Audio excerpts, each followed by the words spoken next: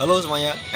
Sebenarnya saya mau sedikit berbicara soal berdakwah dan kebetulan saya adalah mahasiswa dari manajemen dakwah. Nah, di manajemen dakwah itu diajari bahwasannya kalau ingin menjadi pendai atau disebut sebagai mad'u, orang yang berdakwah, peraturan yang pertama itu adalah si mad'u ini, si pendakwah ini harus memiliki wawasan keilmuan yang luas kayak gitu.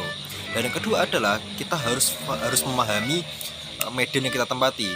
Enggak jarang biasanya tuh para mad'u yang awam ini tuh memahami medan dengan cara riset terlebih dahulu sebelum mengeksekusi kayak gitu.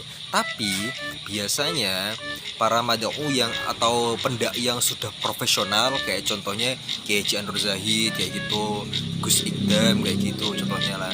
Nah, itu risetnya itu di saat mengeksekusi tadi, di saat terjun ke lapangan. Jadi para mad'u yang profesional ini memang sudah memiliki bekal. Nah, kembali lagi ke peraturan pertama. Salah satu syarat untuk menjadi mad'u adalah memiliki wawasan yang sangat luas. Nah, sehingga apa? Sehingga kalau semisal di acara tadi sudah tiba-tiba kedapatan suatu kejadian yang di luar kemungkinan awal, akhirnya bisa tertutupi dengan wawasan keilmuan tadi. Kayak contohnya di saat para mad'u ini atau si pendakwah ini tengah berdakwah, tiba-tiba ada celutukan dari penonton kayak gitu contohnya, atau yang kalau kita sangkutkan di materi stand up komedi itu namanya bomb sliding, yang mana celutukan-celutukan ini nggak kita duga kayak gitu. Nah, dari suatu hal yang kita nggak kita duga ini, akhirnya kita bisa mengimprovisasi menjadi bahan lelucon atau bahan untuk materi di step selanjutnya. Ya pastinya kembali lagi peraturan yang pertama tadi, seorang mad'u harus memiliki wawasan ilmuwan yang lebih luas kayak gitu. Sebenarnya saya berbicara seperti ini tuh bukan berarti saya iyakan terkait adab sopan santun dan etika. Cuman kalau kita mencoba berpikir rasional lagi, perlu kita ketahui lebih dalam bahwasannya sopan dan santunnya suatu tindakan itu bersifat subjektif, alias tiap daerah memiliki kapasitas dan kapabilitasnya masing-masing terkait hal tersebut gitu. Jadi saya nggak mau terlalu mendramatisir terkait hal kayak gitu, karena saya juga sadar bahwasannya kayak adab saya pun juga perlu ditata gitu. Maka dari itu saya lebih milih untuk sedikit membahas soal terkait hal tersebut, dikarenakan di Indonesia pun dengan keanekaragaman budayanya itu bener-bener sakral gitu, apalagi soal adab sopan dan santunnya tadi.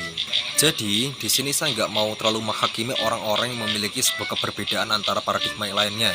Banyak orang yang memiliki sudut pandang bahwasannya adab itu di atas ilmu, tapi nggak jarang juga, nggak sedikit orang-orang yang memiliki sebuah pemikiran bahwasannya ya memang benar adab itu di atas ilmu, tapi di saat adab salah, ilmu yang akan membenarkan. Silakan kalian mau pilih sudut pandangnya kayak gimana. Toh lagi pula kalau semisal aja nih, semisal kita menjadi orang yang keras kepala, kita akan menemukan sebuah paradigma yang mengatakan bahwasannya pemikiran yang terlalu sering disetir oleh suatu adab itu adalah sebuah bentuk kemunafikan yang terjadi dalam dinamika masyarakat. Semisal kita keras kepala, saya ulangi lagi, semisal kalau kita keras kepala kayak gitu. Nah, di era society 5.0, anjay, nggak jarang dakwah itu kita kolabkan dengan suatu komedi korporat, yang mana dari komedi korporat ini penyebarannya lebih luas lagi. Salah satu medianya adalah YouTube, salah satu contohnya kayak gitu. Tetapi meskipun kita sudah mengkolaborasikan antara dakwah dengan komedi, ada aturannya juga. Dalam berkomedi itu ada 4 unsur yang nggak boleh kita bawa.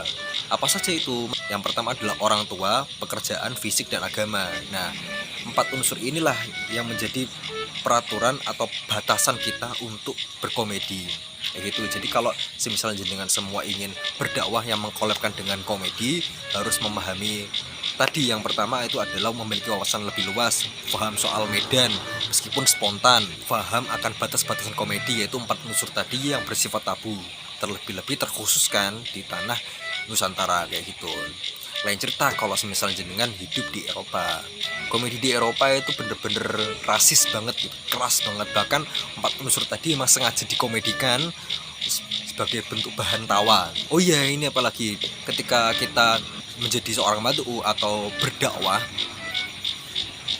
ya tadi paham suatu medan. Maka dari itu di paham suatu medan ini dan sekaligus memiliki keilmuan yang lebih luas lagi, akhirnya kita bisa memahami bagaimana sih komedi atau jokes-jokes yang pas untuk para audiens kita, bagaimana sih